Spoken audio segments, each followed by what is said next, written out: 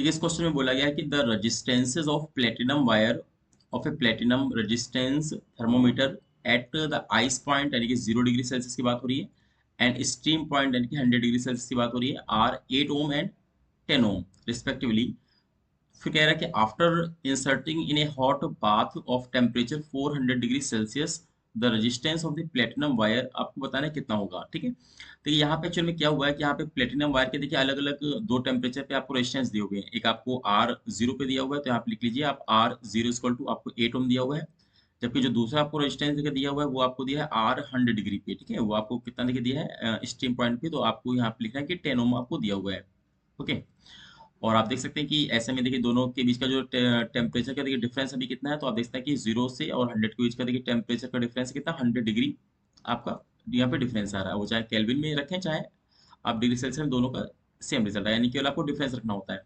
अब ऐसे में देखिए यहाँ पे अगर आपको देखा जाए कि हमारा जो भी वायर है, ठीक है, इस पे देखिए टेम्परेचर का क्या इफेक्ट पड़ता है, तो आपने करंट इलेक्ट्रिसिटी में पढ़ा होगा कि अगर किसी भी वायर के टेम्परेचर को अगर देखिए हम बढ़ाते हैं, अगर हमारा वायर कैसा है वो कंडक्टर है, तो कहीं ना कहीं उसका टेम्परेचर सॉरी उसका रेजिस्टेंस क्या होता है इंक्रीज होता है। लेकिन अगर वो हमारा क्या है वो सेमी कंडक्टर है, तो हमारा टेम्परेचर को बढ़ाने से उसका देखिए रेजिस्टेंस क्या होता है डिक्रीज होता है। बट यहाँ पे हमारा देखिए प्लेटिनम की बात हो रही है, कन्फर्म है कंडक्टिव हमारा वायर हुआ है।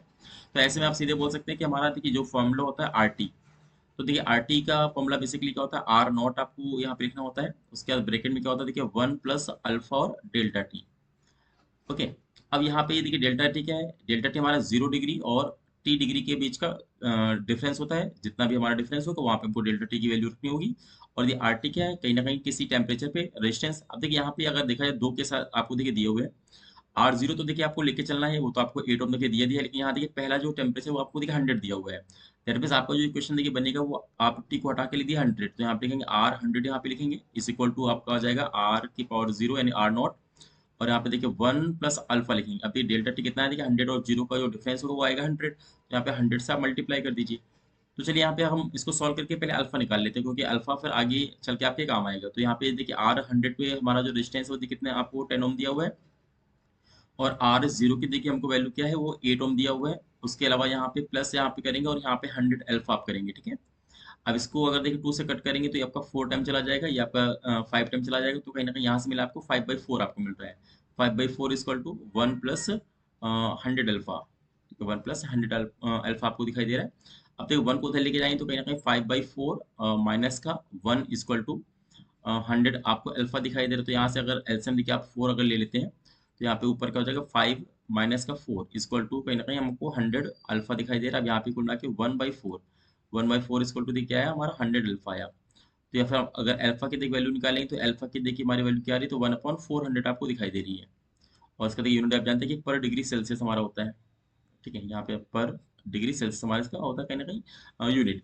अब देखिए इसके बाद ये हमारा देखिए पहली कंडीशन तो अब देखिए सेकंड कंडीशन में एक्चुअली में क्या बोल रहा है, आपको कहा गया है कि after inserting A hot bath of temperature 400 degree Celsius, यानी कि अब आपको क्या करना है उसी देखिए प्लेटिनम वायर को किसी और ज़्यादा हमको हॉट यहाँ पे टेम्परेचर में यानी कि इंसर्ट करना है। इसका देखिए टेम्परेचर क्या है 400 है, तो आपको क्या करना है इस बार आपको टी की जगह उठा करके रखना है 400। तो अगर देखिए 400 यहाँ रखेंगे तो देखिए आपका फॉर्मूला क्या बन जाएगा, आर यहाँ पे लिखेंगे 400, लेकिन आगे आपको फिर से आर नॉट को ही लिखना है। उसके अलावा यहाँ पे देखिए 1 + अल्फा, बताइए डेल्टा टी कितना हुआ देखिए 400 का, और जीरो का जो डिफरेंस होगा कितना हो जाएगा 400, तो यहाँ पे आपको 400 यहाँ पे लिख देना है। अब आपको देखिए यही वैल्यू आपको निकालनी है, आर 400 पे वैल्यू आपको निकालनी है। तो देखिए यहाँ पे आर नॉट की वैल्यू आपको कितना दिया हुआ है, तो आपको देखिए 8 ओम यहाँ पे वैल्यू दिया हुआ है, तो यहाँ पे आप 8 ओम की वैल्यू की लिखेंगे।